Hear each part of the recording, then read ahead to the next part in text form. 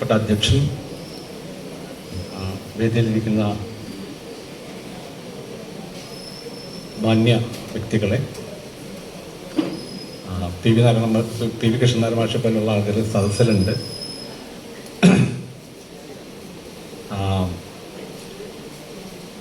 നേരത്തെ ഇക്ബാൽ സൂചിപ്പിച്ച പോലെ ഈ ഒരു പുസ്തക പ്രകാശനം, ഇത്ര വലിയൊരു പുസ്തക പ്രകാശന ചടങ്ങ് ഞാൻ ആദ്യമായിട്ടാണ് സത്യത്തിൽ കാണുന്നത്. ഇത്രയധികം പേര് ഒരു പുസ്തക പ്രകാശനത്തിന് വരുന്നത്. പുസ്തക പ്രകാശനത്തിന് സദാനന്ദൻ എന്നോട് വരാൻ പറഞ്ഞപ്പോൾ ഞാൻ ചെറിയ സദസ്സായിരിക്കും ആ ഒരു ധൈര്യത്തിലാണ് വന്നത്. പക്ഷേ ഇവിടെ ഒരു സഭാകമ്പം ഉണ്ടാകുന്ന അത്രയും വലിയൊരു സദസ്സ് ഇവിടെ അത്ഭുതപ്പെടുത്തുന്നതാണ്. പെട്ടെന്ന് എനിക്ക് ഓർമ്മ വന്നത്, കേരളോർമയിൽ പഠിക്കുന്ന സമയത്ത് സദാനന്ദനും രാവുണ്ണിയൊക്കെ ഉള്ള സമയത്ത് പഠിക്കാൻ അവസരം കിട്ടിയ ഒരാളാണ് ഞാൻ. അന്ന് ആദ്യമായിട്ട് എനിക്ക് തോന്നുന്നൊരു ഒരു ക്ലാസ് മുറിയിൽ പ്രസംഗിക്കാൻ വേണ്ടി എന്നെ നിർബന്ധിച്ച് അയച്ചത് സദാനന്ദനാണ്.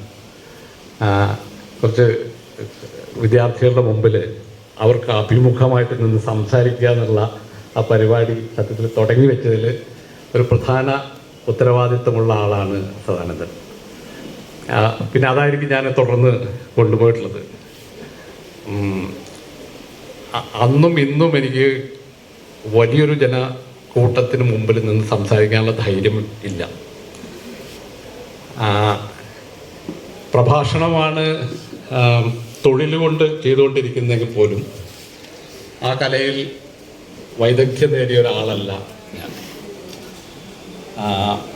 അതിനോട് വലിയ താല്പര്യവും ഉണ്ടായിട്ടില്ല ഒരിക്കലും. ഇതൊരു പുസ്തക പരിചയവും പുസ്തകത്തെ പറ്റി ഒരു ലഘു പ്രഭാഷണവും നടത്തുക എന്നുള്ള ഒരു രീതിയിലാണ് ഞാൻ വന്നത്. 2-3 കാര്യങ്ങൾ ഇപ്പോൾ ഈ പുസ്തകത്തെ പറ്റി പറയുക എന്നുള്ളത് മാത്രമാണ്, ഒരു പ്രഭാഷണം എന്നുള്ള രീതിയിലല്ല. പുസ്തകത്തെപ്പറ്റി പുസ്തകത്തിൽ ചർച്ച ചെയ്യുന്ന വിഷയങ്ങളിൽ ചില വശങ്ങളെയോ മാനങ്ങളെയും കുറിച്ച് ചില കാര്യങ്ങൾ പറയുക എന്നത് മാത്രമാണ് ഇവിടെ ചെയ്യാൻ ഉദ്ദേശിക്കുന്നത്. എത്ര സമയം എടുക്കാൻ പറ്റും?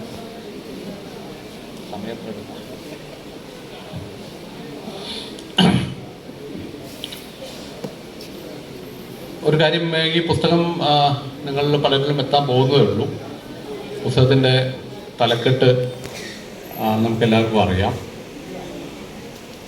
സർഗാത്മക സന്യാസത്തിൻ്റെ സൃഷ്ടി, ശില്പി എന്നാണ് സദാനന്ദൻ അതിന് കൊടുത്തിട്ടുള്ള തലക്കെട്ട്. വിവേകാനന്ദൻ സർഗാത്മക സന്യാസത്തിൻ്റെ ശില്പി. വാസ്തവത്തിൽ ഈ തലക്കെട്ടാണ് എന്നെ ആദ്യം ആകർഷിച്ച ഒരു കാര്യം. ഈ പുസ്തകത്തിൽ സദാനന്ദൻ്റെ ഒരു മുഖമൊഴിയുണ്ട്. ഈ പുസ്തകം എന്തുകൊണ്ട് ഇപ്പോൾ തയ്യാറാക്കുന്നു, അല്ലെങ്കിൽ വിവേകാനന്ദൻ എന്തുകൊണ്ട് വായിക്കപ്പെടണം എന്നുള്ളതിൻ്റെ ഒരു സന്ദർഭം സൂചിപ്പിക്കുന്ന ഒരു മുഖമൊഴി ഇതിലുണ്ട്. അതിനുശേഷം സുനിൽ പി ഇളയിടത്തിൻ്റെ ഒരു അവതാരിക ഉണ്ട്. സാമാന്യം ദീർഘമായിട്ട് സുനിൽ എഴുതിയ ഒരു പഠനം തന്നെ ഇതിൽ ആമുഖമായിട്ട് ചേർത്തിട്ടുണ്ട്. ഈ അവതാരികയിൽ സുനിൽ ചില കാര്യങ്ങൾ പറയുന്നുണ്ട്. അതിൽ വിമർശനാത്മകമായി ചില കാര്യങ്ങൾ പറയുന്നതും ഈ അവതാരികയിലുണ്ട്. വിവേകാനന്ദനെ പറ്റിയുള്ള ഈ പഠനത്തിൻ്റെ പ്രസക്തി സൂചിപ്പിക്കുമ്പോൾ തന്നെ ചില കാര്യങ്ങളിലുള്ള വിയോജിപ്പുകളും സൂചിപ്പിച്ചുകൊണ്ടുള്ള സാമാന്യം ദീർഘമായ ഒരു അവതാരിക അതിനുണ്ട്. അതിനുശേഷം 6 അധ്യായങ്ങളാണ്, ഒരുപക്ഷെ 6 പലയിടങ്ങളിലായിട്ട് അവതരിപ്പിച്ച പ്രബന്ധങ്ങൾ അധ്യായങ്ങളായി ക്രമപ്പെടുത്തിക്കൊണ്ടാണ് ഈ പുസ്തകം ഉള്ളത്. ഞാൻ ഈ പുസ്തകത്തിൻ്റെ പൂർണ്ണരൂപം സത്യത്തിൽ കണ്ടിട്ടില്ല. അതിൻ്റെ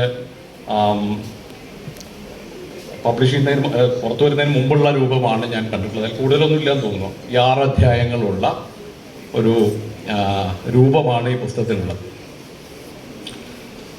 അതിലെ ഒന്നാമത്തെ പുസ്തകത്തെ പരിചയപ്പെടുത്തുക എന്നുള്ളൊരു കടമ ഉള്ളതുകൊണ്ട് വിവേകാനന്ദൻ എന്ന സന്യാസി എന്ന ആദ്യത്തെ അധ്യായം, ഈ ആദ്യത്തെ അധ്യായത്തിൽ സത്യത്തിൽ വിവേകാനന്ദൻ്റെ ജീവിതവുമായി ബന്ധപ്പെട്ട വളരെ പ്രസക്തമായ ചില സന്ദർഭങ്ങൾ, ചില കഥാ വിവരണങ്ങൾ, ചില സന്ദർഭങ്ങൾ, ചില സംഭാഷണങ്ങൾ, ഇത് ഏതാണ്ടൊരു 10 സന്ദർഭങ്ങളോളം പറഞ്ഞു പോകുന്ന ഒരു അധ്യായമാണ് ഇതിൽ ആദ്യത്തെ അധ്യായമുള്ളത്. ഒരുപക്ഷെ എന്നെ ഏറ്റവും കൂടുതൽ ആകർഷിച്ച ഒരു അധ്യായം ഇതായിരിക്കും. നമുക്ക് പരിചയമില്ലാത്ത ഒരു വിവേകാനന്ദൻ ആ ഒരു അധ്യായത്തിൽ നമ്മുടെ മുമ്പിൽ വരുന്നുണ്ട്. രണ്ടാമത്തെ അധ്യായത്തിൻ്റെ പേര് സന്യാസ സത്യത്തിലേക്കുള്ള ഘട്ടങ്ങൾ എന്നാണ് രണ്ടാമത്തെ അധ്യായത്തിൻ്റെ പേര്. 3 വിവേകാനന്ദ ദർശനത്തിലെ ആത്മീയ മാനവികത എന്നുള്ളതാണ് മൂന്നാമത്തെ അധ്യായം. എന്താണ് മതം, വിവേകാനന്ദൻ പറയട്ടെ എന്നുള്ളതാണ് അടുത്ത അധ്യായം, 4ാമത്തെ അധ്യായം. 5ാമത്തെ അധ്യായം സർഗാത്മക സന്യാസവും വിവേകാനന്ദനും എന്ന അധ്യായമാണ്. അവസാനത്തെ അധ്യായം വിവേകാനന്ദ ചിന്തയിലെ മാതൃകാ രാഷ്ട്ര സങ്കല്പം എന്നുള്ളതാണ്. ഇതാണ് ഈ പുസ്തകത്തിൻ്റെ ഉള്ളടക്കം. എനിക്ക് തോന്നുന്ന ചില കാര്യങ്ങൾ ഞാനിപ്പോൾ വിവേകാനന്ദ ചിന്തയെപ്പറ്റി ഇവിടെ സംസാരിക്കാൻ ആഗ്രഹിക്കുന്നില്ല. വിവേകാനന്ദൻ്റെ ചിന്തയോ ആത്മീയത, വിവേകാനന്ദൻ്റെ സംഭാവനകളെക്കുറിച്ച്, കൃതികളെക്കുറിച്ചോ അദ്ദേഹത്തിൻ്റെ ജീവിതത്തെക്കുറിച്ചോ ഇവിടെ പരാമർശിക്കാൻ ഞാൻ ഉദ്ദേശിക്കുന്നില്ല.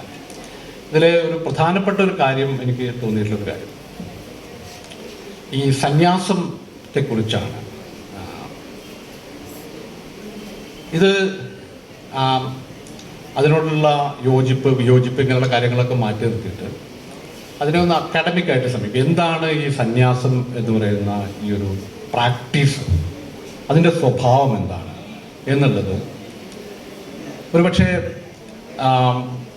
സന്യാസിമാരല്ല, അല്ലെങ്കിൽ ആത്മീയ ചിന്തകരോ അങ്ങനെയുള്ള ആളുകളല്ലാതെ തന്നെ ഇതിനെ പുറത്തു നിന്നുകൊണ്ട് ഈ ഒരു പ്രാക്ടീസ് എന്താണെന്നുള്ള പഠിച്ചിട്ടുള്ള കുറേ ആളുകളുണ്ട്. ഈ അസെപ്റ്റിക് എന്ന് വിളിക്കുന്ന ഈ പ്രാക്ടീസസ് എന്താണ് വാസ്തവത്തിൽ ഇവർ ചെയ്യുന്നത്? കുറേ മനുഷ്യരിങ്ങനെ ഒരു പ്രത്യേക തരത്തിലുള്ള ജീവിത രീതി പ്രാക്ടീസ് ചെയ്ത് അത് ചിലർ പ്രചരിപ്പിച്ച്, ചിലരതനുസരിച്ച് ഉൾവലിഞ്ഞ് ജീവിച്ച്, ഇങ്ങനെ പല രീതിയിൽ ലോകമാകമാനം, ഇന്ത്യയിൽ മാത്രമൊന്നല്ല നമുക്കറിയാം, ലോകത്ത് മുഴുവൻ ചരിത്രത്തിലുടനീളം ഇങ്ങനെ കുറേ ആളുകൾ നടന്നു പോകുന്നുണ്ട് നമ്മുടെ മുന്നിലൂടെ. അത് വളരെ വളരെ നമുക്ക് ഒട്ടും പരിചിതമല്ലാത്ത ചില രീതികളിൽ, ഇപ്പോൾ ഹിമാലയത്തിലൊക്കെ നോക്കിക്കഴിഞ്ഞാൽ നഗ്നരായ സന്യാസികളാണ് നടന്നു പോകുന്നത് കാണുന്നു. വളരെ വിചിത്രമായ രീതിയിൽ വേഷങ്ങൾ ധരിച്ചിട്ടുള്ള, ഒട്ടും വേഷം ധരിക്കാതെയുള്ള, അങ്ങനെ പല വഴികളിലൂടെ ഈ ഒരു പ്രാക്ടീസ്, ഈ ഒരു പ്രയോഗ രീതി ലോകത്ത് മുഴുവൻ നടക്കുന്നുണ്ട്. ഒരുപക്ഷെ ഇന്ത്യ അതിൻ്റെ ഏറ്റവും പ്രധാനപ്പെട്ട ഒരു സ്ഥലമായിരിക്കും ഇന്ത്യ എന്ന് പറയുന്നത്. പക്ഷെ ലോകത്ത് മുഴുവൻ പല മത വിഭാഗങ്ങളുമായി ബന്ധപ്പെട്ടും പലതരത്തിലുള്ള ജീവിത രീതിയുമായി ബന്ധപ്പെട്ടും ഒക്കെ നടന്നു പോകുന്ന ഈ ഒരു പ്രത്യേക പ്രാക്ടീസിനെ നമ്മളൊന്ന് പരിശോധിക്കേണ്ടത് വളരെ പ്രധാനമാണ്. ഇതിനെപ്പറ്റിയുള്ള പഠനങ്ങൾ ഉണ്ടായിട്ടുണ്ട്. ഇപ്പോൾ മാക്സ് വെബറെ പോലുള്ള ആളുകൾ ഈ അസെറ്റിക് പ്രാക്ടീസിനെ പറ്റിയുള്ള പഠനം നടത്തിയിട്ടുണ്ട്. യൂറോപ്പിലെ പ്രൊട്ടസ്റ്റന്റ് മൂവ്മെൻറ്റുമായിട്ട് ബന്ധപ്പെട്ടിട്ട് അതിൻ്റെ ഒരു അസെറ്റിക് ആയിട്ടുള്ള വാല്യൂസാണ് സത്യത്തിൽ ക്യാപിറ്റലിസത്തിന് തന്നെ, മോഡേൺ ക്യാപിറ്റലിസത്തിൻ്റെ തുടക്കം തന്നെ അതുമായിട്ട് ബന്ധപ്പെട്ടാണ് എന്ന് പല സാമൂഹ്യ ശാസ്ത്രജ്ഞന്മാരും മാക്സ് വെബർ അടക്കമുള്ള ആളുകൾ വാദിച്ചിട്ടുണ്ട്. വളരെ പ്രധാനപ്പെട്ട ഒരു പഠനമാണ് Protestant ethics and modern rise of capitalism എന്ന് പറയുന്ന അദ്ദേഹത്തിൻ്റെ പുസ്തകം. ഇങ്ങനെ ഈ പ്രാക്ടീസിനെ പറ്റി അക്കാദമികമായി പഠിക്കുകയും അതിനോട് ആഭിമുഖ്യം പുലർത്തുകയോ അല്ലെങ്കിൽ അതിനോട് ആരാധന വെച്ച് പുലർത്തുകയോ അല്ലെങ്കിൽ അത് പ്രാക്ടീസ് ചെയ്യുകയോ ചെയ്യുന്ന ആളുകൾ അല്ലാതെ അതിന് പുറത്തു നിന്നുകൊണ്ട് ഈ പ്രാക്ടീസിനെ പഠിച്ചിട്ടുള്ള ഒരുപാട് ആളുകളുണ്ട്. ഈ രീതിയിൽ നമ്മൾ ഇന്ത്യയിലുള്ള ഈ സന്യാസം എന്ന് വിളിക്കുന്ന ഈ ഒരു പ്രാക്ടീസിനെ പഠിക്കുക എന്നുള്ളത് വളരെ പ്രധാനപ്പെട്ട ഒരു കാര്യമാണ് എന്ന് എനിക്ക് തോന്നിയിട്ടുണ്ട്. അതിലേക്കുള്ള ഒരു വഴി പക്ഷേ എനിക്ക് ഈ പുസ്തകം വായിച്ചപ്പോൾ എനിക്ക് തുറന്നു കിട്ടിയ ചില കാര്യങ്ങളാണ് ഞാൻ ഇവിടെ പറയാൻ ഉദ്ദേശിക്കുന്നത്. ഒന്നെനിക്ക് തോന്നുന്നത്, വാസ്തവത്തിൽ എന്താണ് ഈ പ്രാക്ടീസ് എന്ന് പറയുന്നത്? മനുഷ്യർ എല്ലാം ഉപേക്ഷിച്ച് ജീവിതത്തോടുള്ള എല്ലാ തരത്തിലുള്ള ബന്ധങ്ങളും തൃഷ്ണയും ആഗ്രഹങ്ങളും ഒക്കെ ഉപേക്ഷിച്ച് നിങ്ങളുമായി ബന്ധപ്പെട്ട വ്യവസ്ഥകളും സ്ഥാപനങ്ങളും മൂല്യങ്ങളും ഒക്കെ തിരസ്കരിച്ചുകൊണ്ട് നിങ്ങൾ എല്ലാത്തിൽ നിന്നും റെഡ്യൂസ് ചെയ്തിട്ട് അവസാനം ഇറഡ്യൂസിബിൾ ആയിട്ടുള്ളൊരു പോയിന്റ് മാത്രം അതിലേക്ക് എത്തുക എന്നുള്ളതാണ് ഈ ഒരു പ്രാക്ടീസിൻ്റെ ഒരു സ്വഭാവം. എല്ലാം ഉപേക്ഷിക്കുക. അവസാനം നിങ്ങൾക്ക് ഒട്ടും ഉപേക്ഷിക്കാൻ പറ്റാത്തൊരു പോയിന്റിൽ, ഒരു 0 പോയിന്റിലേക്ക് നിങ്ങളുടെ ജീവിതത്തെ എത്തിക്കുക എന്നുള്ളതാണ് ഈ പ്രാക്ടീസിന് പൊതുവായി ലോകത്ത് മുഴുവൻ കാണുന്ന ഒരു പ്രത്യേകത. ഒരു ശൂന്യതയുടെ ഒരു പോയിന്റ് അല്ലെങ്കിൽ ഒരു 0 പോയിന്റിലേക്ക് നിങ്ങൾ എത്തുക. അവിടെ മിനിമൽ ആയിട്ടുള്ള ഒരു പോയിന്റ്, ഇറഡ്യൂസിബിൾ ആയിട്ടുള്ള ഒരു പോയിന്റിലേക്ക് എത്തിക്കുക. സാധാരണത്തിന് അതിൽ വിവേകാനന്ദന്റെ ഒരു അഭിപ്രായം പറയുന്നുണ്ട്. ഒരു സന്യാസി എന്ന് പറഞ്ഞാൽ എന്താണ് എന്ന് വിവേകാനന്ദൻ പറയുന്നത് സദാനന്ദൻ ഉദ്ധരിക്കുന്നുണ്ട്. അതായത് അവിടെ ഒന്നുമില്ല, അവിടെ മതമില്ല, മന്ത്രമില്ല, സ്വർഗമില്ല, നരകമില്ല, ആചാരങ്ങളില്ല, ബന്ധങ്ങളില്ല, ക്ഷേത്രമില്ല, ആത്മം മാത്രം എന്നുള്ള അവസ്ഥയാണ് സന്യാസം എന്ന് വിവേകാനന്ദൻ പറയുന്നത് സദാനന്ദൻ ഇതിൽ ഉദ്ധരിക്കുന്നുണ്ട്. ഇത് വളരെ പ്രധാനപ്പെട്ടൊരു, അത് യോജിക്കോ വിയോജിക്കോ എന്നുള്ളത് വേറെ കാര്യം. പക്ഷേ ഈ ജീവിതത്തെ നിങ്ങൾ എല്ലാത്തിൽ നിന്നും ചുരുക്കി ചുരുക്കി ചുരുക്കി ഒടുക്കം നിങ്ങൾ ഉപേക്ഷിക്കാൻ പറ്റാത്ത ഒരൊറ്റ പോയിന്റിലേക്ക് അതിനെ കൊണ്ട് എത്തിക്കുക എന്നുള്ള വളരെ കഠിനമായ ഒരു റിഗറസ് ആയിട്ടുള്ള ഒരു പ്രാക്ടീസാണ് സത്യത്തിൽ ഈ സന്യാസം എന്ന് പറയുന്ന ഈ പ്രാക്ടീസ്. നമ്മൾ ഈ അവസാനത്തെ വീണ്ടും നമുക്ക് ഒഴിവാക്കാൻ കഴിയാത്ത അവശേഷിക്കുന്ന ഈ ഒരു പോയിന്റിലേക്ക് എത്തിച്ചു കഴിഞ്ഞാൽ പിന്നെ നിങ്ങൾ എന്താണ് ചെയ്യുക എന്നുള്ളതാണ് ഒരു ചോദ്യം. എനിക്ക് തോന്നുന്നത് അതിന് 3 വഴികളുണ്ട് എന്നാണ് എനിക്ക് തോന്നുന്നത്. ഈ സന്യാസിക്ക് എന്താണ് ലോകത്ത് ചെയ്യാനുള്ളത്?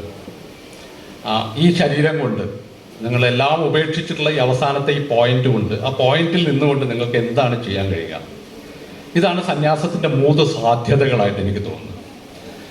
അതിലൊരു സാധ്യത എന്ന് പറയുന്നത് നിങ്ങൾ ലോകവുമായിട്ടുള്ള എല്ലാ ബന്ധങ്ങളും ഉപേക്ഷിച്ച് കാട്ടിലോ ഗുഹയിലോ ലോകത്തു നിന്ന് ഉൾവലിഞ്ഞ് നിങ്ങളുടെ ഇന്ദ്രിയ സുഖങ്ങളിൽ നിന്ന് മുഴുവൻ ഉൾവലിഞ്ഞ് ജീവിക്കാനുള്ള ഒരു ഇടം, ഏകാന്തമായി ധ്യാനിക്കാനുള്ള ഒരു ഇടം നിങ്ങൾ കണ്ടെത്തുന്നു.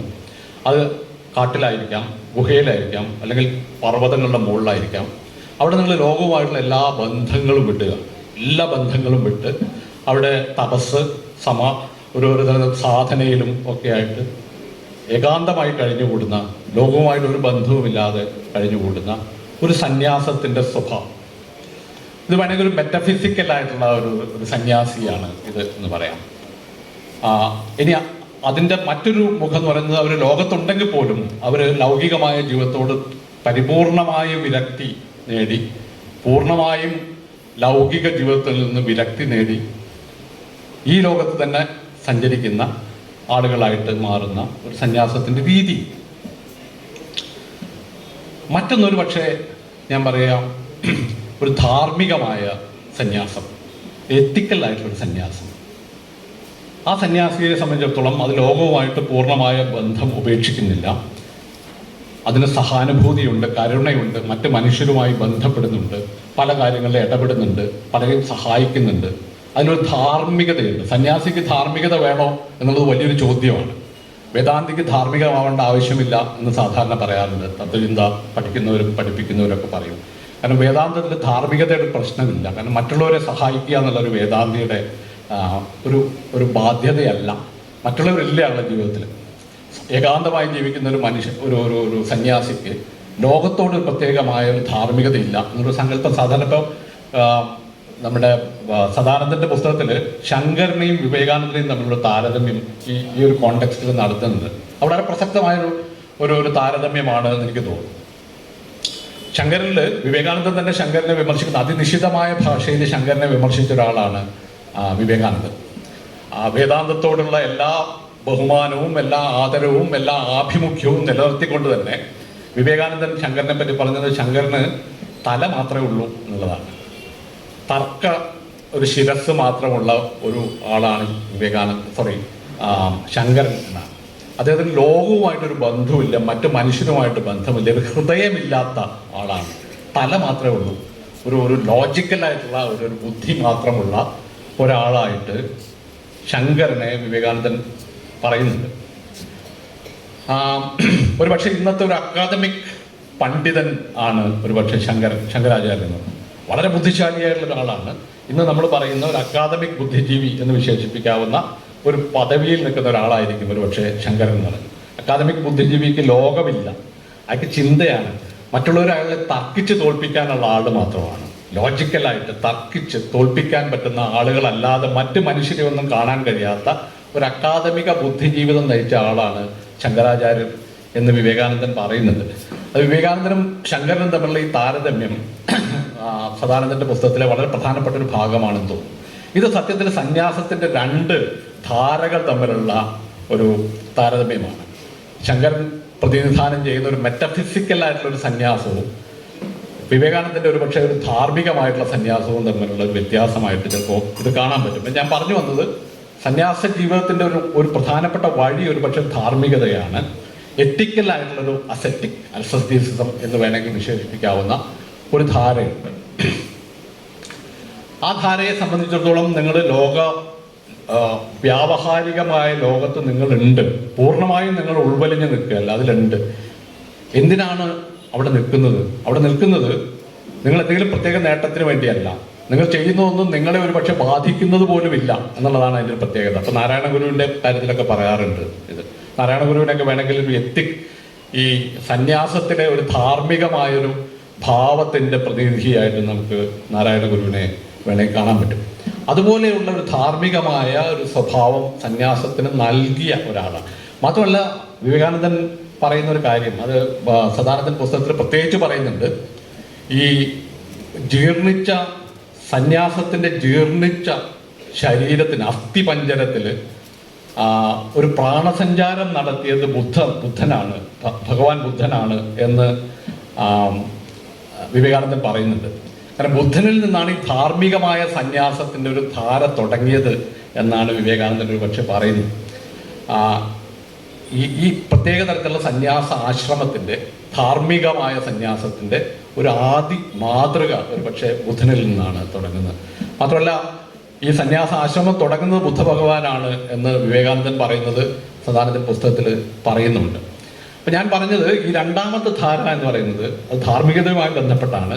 അത് ധാർമ്മികമായിട്ട് ബന്ധപ്പെട്ടത് എന്ന് പറയുമ്പോൾ തന്നെ ആലോചിക്കേണ്ട ഒരു കാര്യം എന്ന് പറഞ്ഞാൽ അതിൻ്റെ ഉള്ളിലുള്ള സംഘർഷങ്ങളാണ് വിവേകാനന്ദന്റെ ജീവിതത്തിൽ മുഴുവൻ ചിലപ്പോൾ നമുക്ക് കാണാൻ കഴിയുക. ഈ ആദ്യത്തെ അധ്യായത്തിൽ പറയുന്ന പല സന്ദർഭങ്ങൾ, ഇപ്പോൾ യൂറോപ്പിൽ സഞ്ചരിക്കുന്ന സമയത്ത്, മാംസഭക്ഷണം കഴിക്കുന്ന സമയത്ത്, ഹുക്ക വലിക്കുന്ന സമയത്ത്, ഈ പറഞ്ഞ പ്രോസ്റ്റിറ്റ്യൂഷൻ എന്ന് പറയുന്ന അതിനോടുള്ള ഒരു നിലപാടിൻ്റെ കാര്യത്തിൽ, ഇതിലൊക്കെ വിവേകാനന്ദന്റെ ജീവിത സന്ദർഭങ്ങളിലൊക്കെ ഉള്ള ഈ സംഘർഷങ്ങൾ മുഴുവൻ സത്യത്തിൽ ഈ സന്യാസം ഒരു ധാർമ്മികമായ ഒരു പ്രസ്ഥാനമായിട്ട് മാറുന്നതിൻ്റെ സംഘർഷങ്ങൾ. കാരണം അത് പരസ്പരം ബന്ധിപ്പിക്കാൻ കഴിയാത്ത ചില സംഘർഷങ്ങൾ അവിടെ അവശേഷിക്കുന്നുണ്ട് ധാർമ്മികതയും സന്യാസവും തമ്മിൽ കൂട്ടിച്ചേർക്കുമ്പോൾ.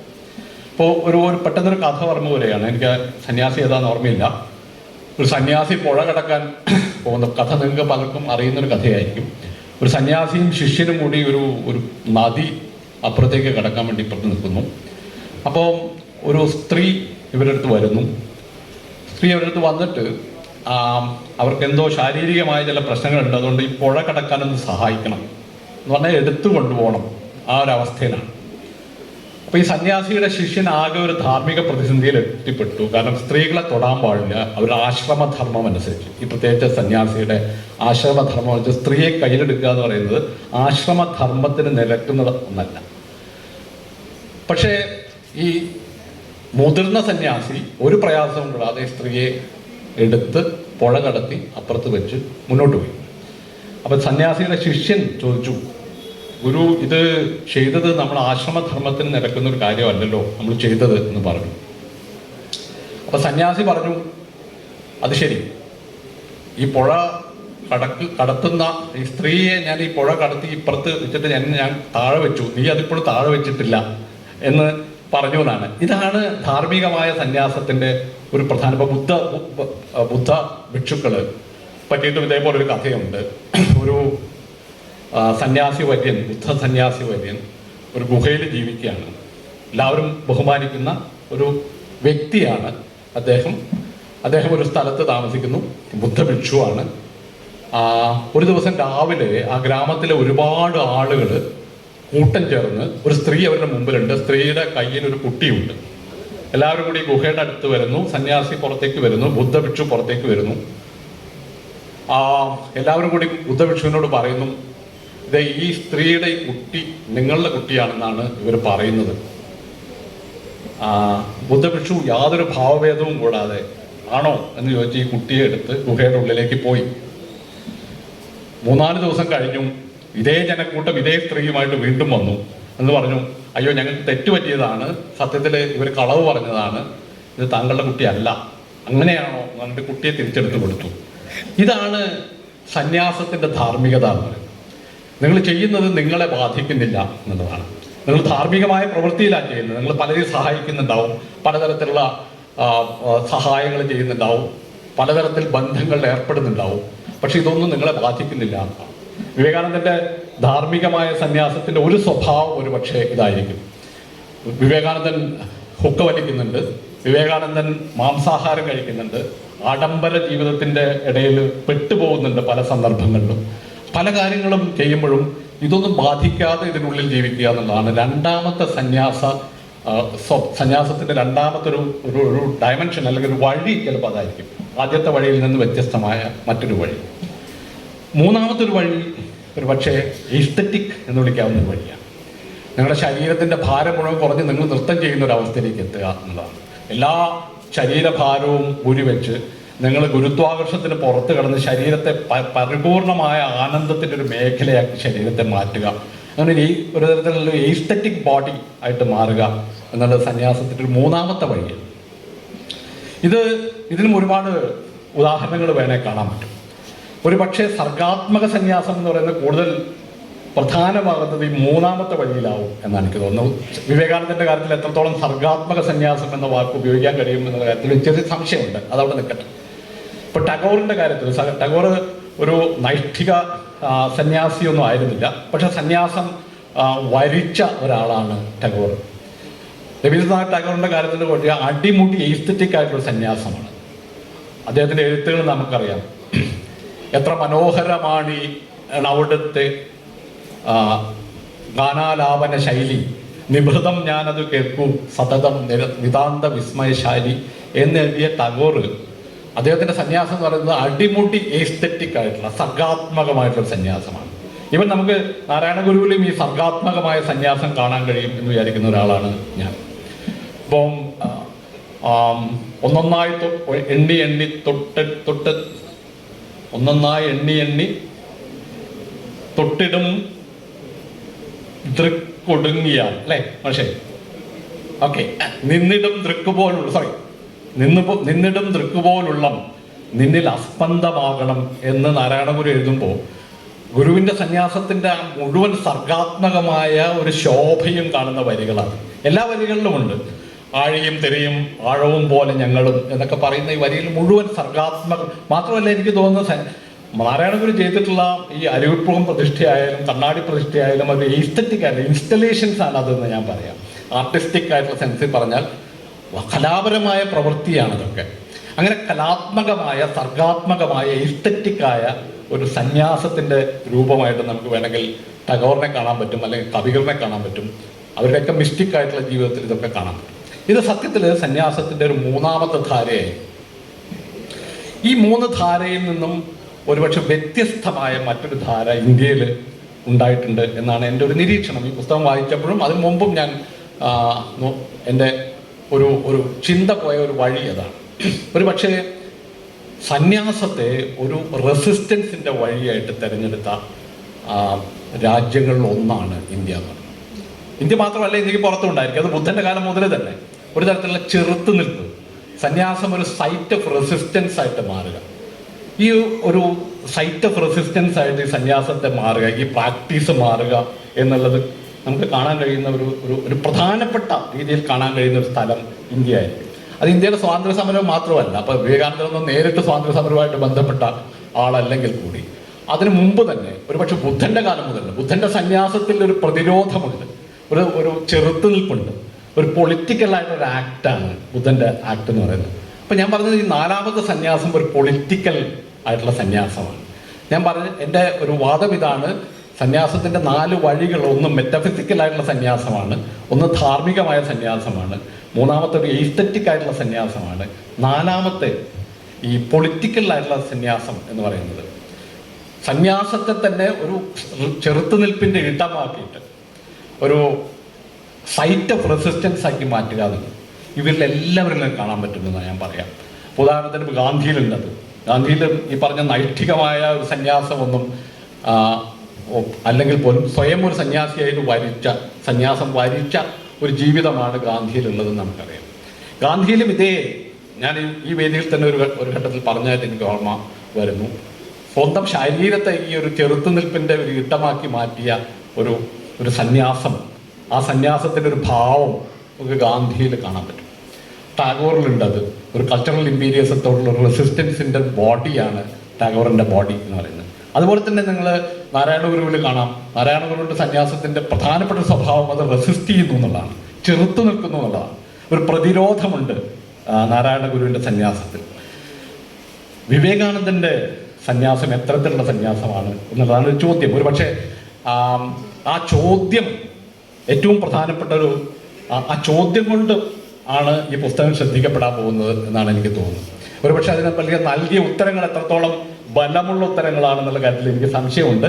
ഈ സർഗാത്മകത എന്ന് പറയുന്നത്, സർഗാത്മക സന്യാസത്തിൻ്റെ ശില്പിയായിട്ട് നമ്മൾ വിവേകാനന്ദനെ കാണുമ്പോൾ അതിൽ എന്ത് തരത്തിലുള്ള ചെറുത്തുനിൽപ്പാണുള്ളത്? തീർച്ചയായിട്ടും അത് ഒരു സ്വാതന്ത്ര്യ സമരവുമായിട്ട് നേരിട്ട് ബന്ധപ്പെടുന്ന രീതിയിലുള്ള ഒരു സംഗതിയായിട്ട് എനിക്ക് തോന്നിയിട്ടില്ല. പക്ഷേ ഒരു കൾച്ചറൽ ഇമ്പീരിയലിസത്തോടുള്ള ചെറുത്തുനിൽപ്പ് വിവേകാനന്ദൻ്റെ പ്രവൃത്തികളിലും ചിന്തകളിലും എഴുത്തുകളിലും കവിതകളിലും ഒക്കെ ഉണ്ട്. അപ്പം അതുകൊണ്ട് തന്നെ ഈ 4ാമത്തെ കാറ്റഗറിയിലാണ് ഞാൻ ഈ വിവേകാനന്ദനെ അടക്കമുള്ള ഈ സന്യാസത്തിൻ്റെ ഈ ഇന്ത്യൻ വഴിയെ ഞാൻ കാണാൻ ആഗ്രഹിക്കുന്നത്. അത് ബുദ്ധൻ തൊട്ട് തുടങ്ങുന്ന ഒരു പൊളിറ്റിക്കൽ ഡയമെൻഷനുള്ള സന്യാസമാണ്. ഞാൻ ദീർഘിപ്പിക്കുന്നില്ല. ഇതിലെ ഒരു അപകടം എന്ന് പറയുന്നത് ഈ പൊളിറ്റിക്കൽ ആയിട്ടുള്ള ഒരു സന്യാസത്തിൻ്റെ ഏറ്റവും അപകടകരമായ ഒരു വഴിയിലൂടെ കടന്നു പോകുന്ന ഒരു സമയമാണ് നമ്മൾ എത്തി നിൽക്കുന്നതെന്ന് കൂടി ആലോചിക്കേണ്ടതാണ്. ഈ പൊളിറ്റിക്സും സന്യാസവും തമ്മിൽ ബന്ധപ്പെടുന്നതിന് 2 വശങ്ങളുണ്ടാവും. അത് ഇരുതെല്ലാം മൂർച്ചയുള്ള ഒരു വാളായിരിക്കും ഒരു പക്ഷേ. അതിൻ്റെ ഏറ്റവും ഉജ്ജ്വലമായ സന്ദർഭങ്ങളാണ് നമ്മളൊരു പക്ഷേ ഇന്ത്യയുടെ രാഷ്ട്രീയ ചരിത്രവും സാംസ്കാരിക ചരിത്രവും ഒക്കെ നോക്കുമ്പോൾ കാണുന്നതെങ്കിൽ അതിൻ്റെ ഏറ്റവും അപകടം പിടിച്ചൊരു മുഖത്തിലേക്കായിരിക്കും ചിലപ്പോൾ നമ്മളിപ്പോൾ പോകുന്നത്. അതിലേക്ക് തീർച്ചയായിട്ടും വിവേകാനന്ദനെ അതിലേക്ക് വിട്ടുകൊടുക്കേണ്ടതുണ്ടോ എന്ന് അരവിന്ദാക്ഷ മാഷ് ചോദിച്ചു എന്ന് പറയുന്ന ചോദ്യം വളരെ പ്രധാനമാണ്. എങ്കിൽ പോലും ഏതോ തരത്തിൽ അപ്രോപ്രിയേറ്റ് ചെയ്യാൻ പറ്റുന്ന ഒരു ആളായിട്ട് വിവേകാനന്ദൻ അവിടെ നിൽക്കുന്നുണ്ട് എന്നുള്ളത് നമ്മൾ കാണേണ്ടതുണ്ട് എന്നാണ് എനിക്ക് തോന്നുന്നത്. ഇപ്പോൾ സുനിൽ പിള്ളയുടെ ഇതിൻ്റെ അവതാരികയിൽ പറയുന്നൊരു കാര്യം, ഏതോ തരത്തിലുള്ള ഒരു വളരെ ബലിഷ്ഠമായിട്ടുള്ള ഒരു പൗരുഷത്തിൻ്റെ ഒരു ഭാഷ വിവേകാനന്ദൻ്റെ സ്വരത്തിൽ മുഴുവൻ പ്രഭാഷണങ്ങളിലും ഒക്കെ ആ ബലിഷ്ഠ പൗരുഷം എന്ന് പറയുന്നത് ഒരു പക്ഷേ നമ്മൾ ഈ പറയുന്ന റിവൈവലിസ്റ്റ് ആയിട്ടുള്ള ഹിന്ദു നവോത്ഥാനത്തിൻ്റെയോ അല്ലെങ്കിൽ ഹിന്ദു പുനരുത്ഥാനവാദത്തിന് ഉപയോഗിക്കാൻ പറ്റുന്ന ഒരു ശരീരമാണ് വിവേകാനന്ദൻ്റെ ശരീരം. ഈ ബലിഷ്ഠ പൗരുഷത്തിൻ്റെ ഈ ശരീരം കുറച്ച് അപകടം പിടിച്ചൊരു ശരീരം കൂടിയാണ് എന്നുള്ളത് കൂടി തിരിച്ചറിയേണ്ടതുണ്ട്.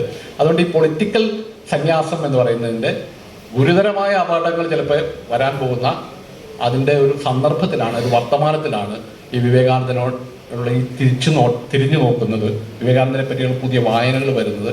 അത് വളരെ പ്രധാനമാണ് എന്നുകൂടി സൂചിപ്പിച്ചുകൊണ്ട് ഈ പുസ്തകത്തെ നേരത്തെ ഇവരൊക്കെ പറഞ്ഞ ഒരു കാര്യം, സദാനന്ദൻ ഈ പുസ്തകത്തിന് ശേഷം എനിക്ക് ഉറപ്പുണ്ട് സദാനന്ദൻ ഇനി പുസ്തകങ്ങളും സദാനന്ദൻ്റെ പഠനങ്ങളും പുസ്തക രൂപത്തിൽ ഇനി വരും. ഇതേപോലെ തന്നെ നിങ്ങളുടെ മുമ്പിൽ ഒരു പുസ്തകം കൂടി അവതരിപ്പിക്കാനുള്ള ഒരു അവസരം എനിക്ക് കിട്ടും എന്നും പ്രതീക്ഷിച്ചുകൊണ്ട് ഞാൻ അവസാനിപ്പിക്കുന്നു. നന്ദി.